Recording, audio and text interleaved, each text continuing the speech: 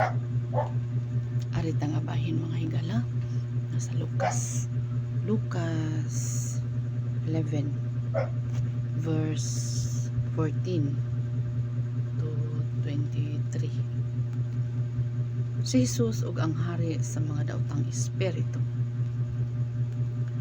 Usa ni anak kahigayon, giabog ni Jesus ang daotang espiritu nga misulod sa usa ka tawo nga nahimong hinungdan sa pagkaamang niini. Sa dihang naabog na niya ang daotang espiritu, nakasulti dayon ang naamang. Natingala gayod ang mga tao, apan may mga tao dito nga miingon. Nag-abog siya sa mga daotang espiritu pinaagi sa gahom nga gihatag kaniya ni Satanas, nga mao ang pangulo sa mga daotang espiritu. So anita atong anam-anam mo no, aron dili siya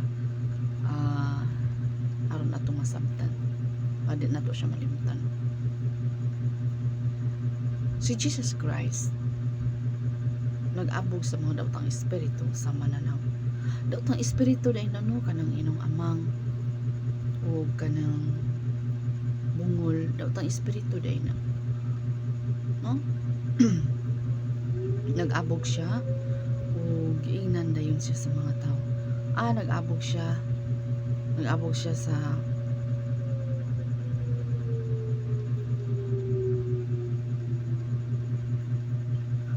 siya sa mga daotang espiritu pinagi sa gahom o pinagi daw sa gahom anang kasina guro nino kay nga nung maingon mo nga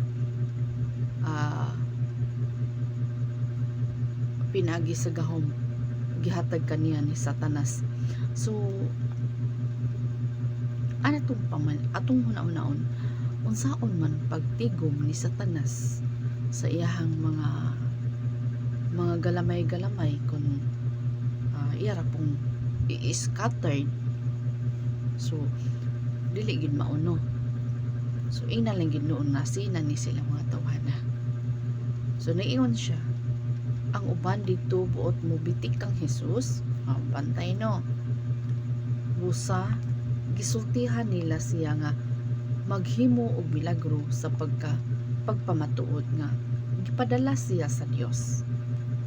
Apan nahibaluan ni Jesus ang ilang huna-huna, busa miingon siya kanila, kun ang mga sakop sa usa ka gingharian magkabahin-bahin ug may mag-unay og away, kana nga gingharian malaglag ug mao usab kana ang mahitabo sa usa ka pamilya nga magkabahin-bahin ug may mag-unay og away. Niingon man ang mga katawhan, uban nga katawhan, agi padala na siya diha ang iyang gahom gikan ni Satanas, no? Itigaan na siya gahom ni Satanas. So unsaon man daw kuno pagtigom, pagka-unite ni Satanas bahay na ng mga butanga nga maaron managhan sila, no? Nga naamay ni unay lang pud og ayo. Maingon ta sama sa usa ka pamilya nga mag-unay lang bitaw, magkabuti bulaag yun, no? Dili magkayusa. So maingon ana pod nga sayop ilang pagtuo nga ang gahom ni Jesus Christ ang gipakita nga pagtuo nila gikan kang Satanas. Pero unsay giingon sa Ginoo, mag-unay lang, dili magkahiusa, kay mag-unay raman og away maana, no? So munay buhat ni Satanas nga mag-unay rag away, munay buhat sa dautan, no?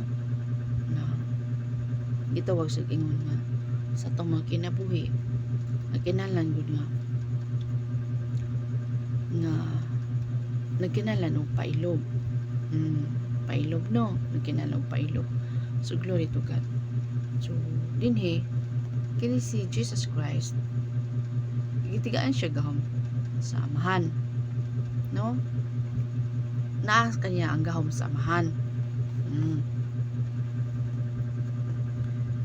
gitawag sig ingon ba nga og sa kuan pa dili gid mo tunhay kay mag-unay raman. Pero kani kang Jesus Christ nagbuhat gid siya maayo, dili ni gikan sa kaaway ang gahom. Pero ang pagtuo manggod sa mga masinahon kini iyang gahom gikan ni Satanas. Pero mo nag-ingon na kung sa kapamilya kung mag-away magkabahin-bahin gyud, no? Ug mag-unay kaaway nga busa kun si Satanas ug ang mga sakop niya magbahin-bahin ug mag-unay og away, unsaon paglungtad sa iyang gingharian? Kay miingon kamo nga ako nag-abog sa mga daotang espiritu tungod kay gihatagan ako gahom ni Satanas nga pangulo sa mga daotang espiritu. So ana no. So di gid mulungtad kung magsigig away. Sama ni Satanas. So kanang away iya din na ni Satanas.